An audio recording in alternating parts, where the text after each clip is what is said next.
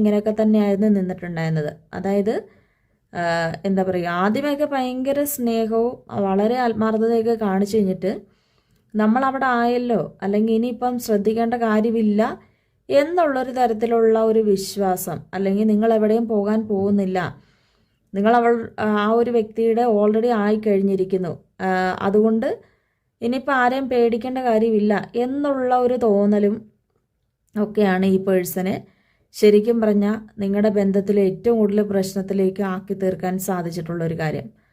പലപ്പോഴും നിങ്ങൾക്കതിൻ്റെ ഒരു gap feel ചെയ്യുന്നുണ്ട്. പഴയ ആ ഒരു വ്യക്തിയും ഇപ്പോഴത്തെ ഈ ഒരു പേഴ്സണും തമ്മിൽ വളരെയധികം വ്യത്യാസമുണ്ട്. കാരണം പണ്ടുണ്ടായിരുന്ന ആ ഒരു സ്നേഹവും അല്ലെങ്കിൽ ആ ഒരു പ്രയോറിറ്റിയും പണ്ടുണ്ടായിരുന്ന ഒരു സ്വഭാവമൊക്കെ വെച്ചിട്ടാണ് നിങ്ങൾ ഈ ഒരു റിലേഷൻഷിപ്പിലേക്ക് ഇറങ്ങിത്തിരിച്ചത് തന്നെ. പക്ഷേ ആ ഒരു വ്യക്തിയിൽ നിന്ന് വളരെയധികം വ്യത്യാസം ഇപ്പോൾ കാണുമ്പോൾ ശരിക്കും നിങ്ങളതിൽ എന്താണ് ചെയ്യേണ്ടതെന്ന് നിങ്ങൾക്കറിയത്തില്ല. കാരണം നിങ്ങൾ പ്രണയിച്ചത് ആ ഒരു പഴയ ഒരു വ്യക്തിനെയാണ്. അപ്പം നിങ്ങൾ പലപ്പോഴും പറഞ്ഞിട്ടുണ്ടാവാം ഈ ഒരു പേഴ്സണോട് സ്വഭാവം മാറ്റുക, ഇത് ശരിയല്ല, തീരെ ശരിയല്ല. പലപ്പോഴും നമുക്ക് മുൻഗണന തരാതെ, മുൻഗണന തരണമെന്ന് അങ്ങനെയല്ല, എല്ലായ്പ്പോഴും നമ്മളിൽ തന്നെ നിൽക്കണം എന്നല്ല, പക്ഷെ തരേണ്ട സമയങ്ങളിൽ നമുക്ക് എന്തായാലും മുൻഗണന തരണം. അത് മാത്രമേ നിങ്ങൾ ആ ഒരു ബന്ധത്തിൽ ആവശ്യപ്പെടുന്നുള്ളൂ. അപ്പോൾ ഇവിടെ നോക്കാൻ നേരത്ത് നിങ്ങൾ ഭയങ്കര സ്ട്രോങ് ആയിട്ട് നിൽക്കുന്നു. ഇപ്പോഴും ഈ ഒരു പേഴ്സണിന് വേണ്ടി തന്നെ അവരുടെ സ്വഭാവം എന്തായാലും മാറി വരും എന്നുള്ളൊരു വിശ്വാസം നിങ്ങൾക്ക് ആ ഒരു പേഴ്സണിലുണ്ട്. അതുപോലെ തന്നെ ആ ഒരു വ്യക്തിക്ക് വേണ്ടി എല്ലാ കാര്യങ്ങളും ചെയ്യാനും നിങ്ങൾ തയ്യാറാണ്. ഇതിപ്പോൾ നിങ്ങൾ അവരുടെ സ്വഭാവം മാറ്റി നല്ല രീതിക്ക് എടുക്കാൻ വേണ്ടിയാണെങ്കിൽ തന്നെ പല മെഡിറ്റേഷൻസും മാനിഫെസ്റ്റേഷൻസും അല്ലെങ്കിൽ കൗൺസിലിംഗ് ആണെങ്കിലും, ഇല്ലെങ്കിൽ ഇപ്പം നിങ്ങൾ കൗൺസിലിംഗ് എന്ന് പറയുമ്പോൾ ഇപ്പം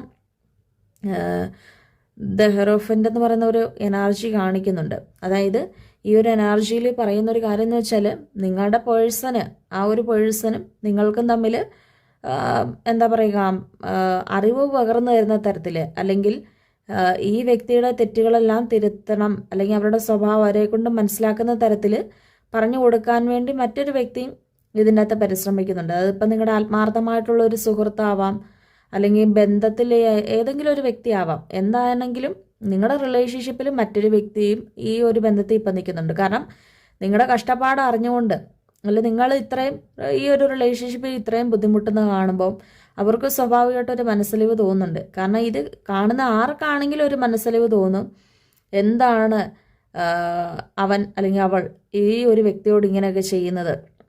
നിങ്ങൾ സ്നേഹിക്കുന്ന വ്യക്തിയാണായിക്കോട്ടെ പെണ്ണായിക്കോട്ടെ, അതാരാണെങ്കിലും കണ്ടു നിൽക്കുന്ന ആൾക്കാർക്ക് പോലും അത് ഇഷ്ടപ്പെടുന്നില്ല. കാരണം ഇങ്ങനെയല്ല എന്ന് നിങ്ങളുടെ ആ ഒരു റിലേഷൻഷിപ്പിൽ